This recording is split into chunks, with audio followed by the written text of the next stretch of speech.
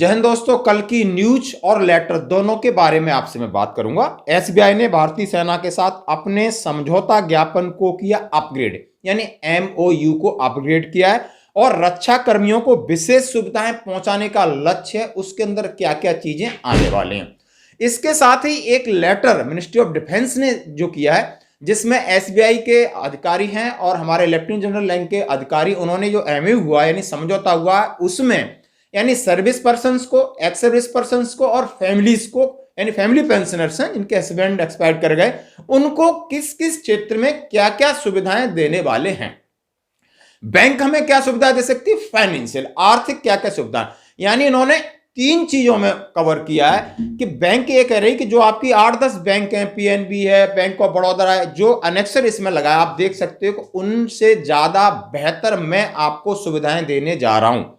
सबसे पहले बात करता हूं इंश्योरेंस कवर की, यानी डेथ कम डिसेबिलिटी, यानी जब आपकी डेथ हो जाती है तो बाकी बैंकों की अपेक्षा मैं आपको 50 लाख और 10 लाख और मतलब 60 लाख दे रहा हूं, बाकी कोई 40 दे रहा है, कोई 35 दे रहा है, अलग अलग टर्म्स ऑफ कंडीशन के तहत। यानी एक आपका डेथ कवर है वो कई ना कई रूपों, एक्सीडेंटल टाइप का है, आप कहीं किस तरीके की डेथ है उसके बारे में उन्होंने अपना एक पैकेज डाला है। दूसरा डाला है लोन के ऊपर। दोस्तों, लोन चाहे होम लोन है, कार लोन है और एजुकेशन लोन है, यानी ये जो लोन है किसी भी प्रकार का पर्सनल लोन है, एजुकेशन लोन है, उनके ऊपर मेरी जो ब्याज दरें हैं वो बाकी बैंकों के अपेक्षा कम होंगी। ये जो संदर्भ और बहुत सारी ऐसी चीजें हैं जो हम बैंक के साथ डायरेक्ट ट्रांजेक्शन करते हैं कि आपको जीरो बैलेंस अकाउंट होगा, आपको चेकबुक फ्री मिलेगी, पासबुक फ्री मिलेगी, ये कुछ कुछ टाइप के बोनस टाइप के छोटी छोटी और सुविधाएं हैं वो आपको देने का जो समझौता हुआ है,